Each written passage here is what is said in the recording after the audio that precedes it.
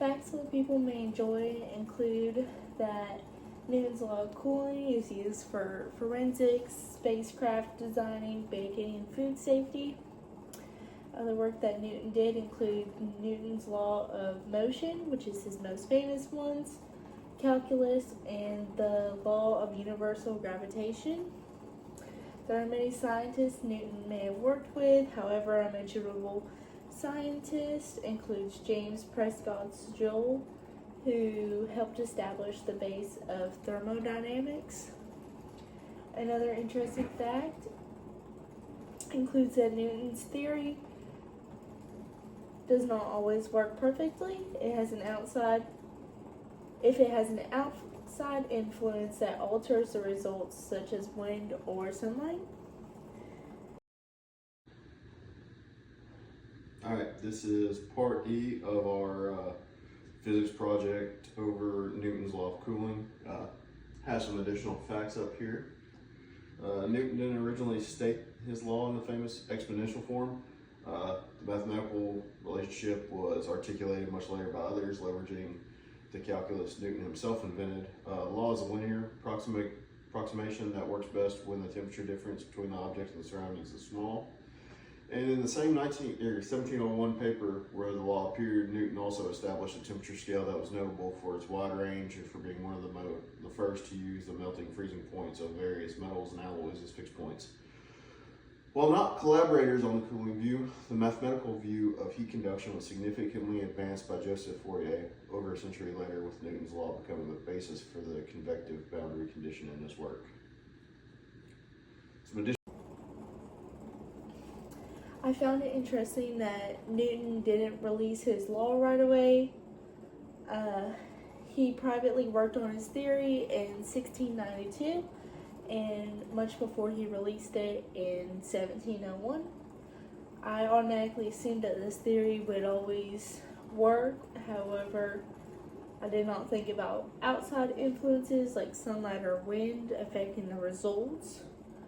A few things I'd like to further research, if I had the time, is how computers and phones actually prevent overheating, as well as how to get accurate results when wind is in effect. Some additional interest here. I was surprised to learn that Newton's original experiment involved placing different alloys on a red hot iron bar to note the time it took for them to solidify, not just cooling a cup of water, showing its original use for measuring very high temperatures. Law is vital in forensic science to help estimate the time of death, measuring a body's temperature and room temperature. Originally thought the law was more of an exact art and universal principle, but learned it's an excellent approximation that has limitations, specifically when the temperature difference is large or when heat loss is not dominated by convection. I'd like to investigate how the cooling constant is calculated for objects with complex shapes or non-uniform materials, which would require more advanced heat transfer concepts. Overall, my group and I excelled in our research. We were able to explore Newton's law of cooling in a historical context while seeing how it was used in everyday life. Further along my research, I was surprised how connected his law was to things I experienced in my own life. The easiest part, or the most important thing I learned, is that even great laws established by well-known and famous scientists is that most laws still have an error, and there's always errors that may occur, yet perseverance is crucial in all of this, because without perseverance or these scientists continuously working, we wouldn't have the laws that we do today. The easiest part of this project for me was imagining real life situations that the law could be used in. To include on my slides, when completing this project, I was drinking some hot cocoa when it was a cold afternoon, so it was a little bit cooler naturally in the house. This is where I got my created problem that I used in part D. The hardest part of this project for me was finding more information without repeating myself or even other members in my group. I overcame this challenge by including historical standpoints instead of just surface level information that I could find on the internet. what I found most surprising while working on this project would be the research process. I found it easy to find, the surface level information just by looking at Newton's law of cooling and looking at everything that's on the surface. But to find more information that has reliable sources and actual information that could be used in an academic setting, it required much more effort. Summary of this project. My group, we successfully researched the historical context, the applications, and the mathematical formulation of Newton's law of cooling, accumulating in a unique numerical problem designed from scratch.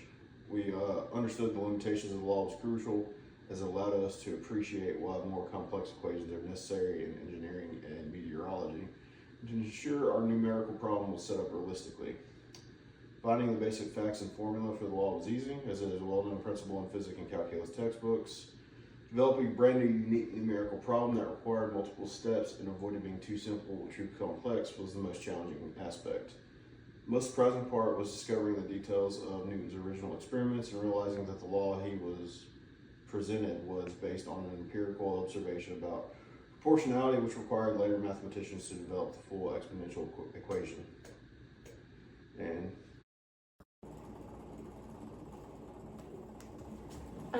here I've listed all the sources that I used throughout my project. This is where I either got the images or some of my information. It's just a kind of combination of each. An image from one of my sources is pictured on the right hand side. The source contains a lab experiment placing a beaker into a bath of water, or a water bath, then measuring temperatures as they change over time.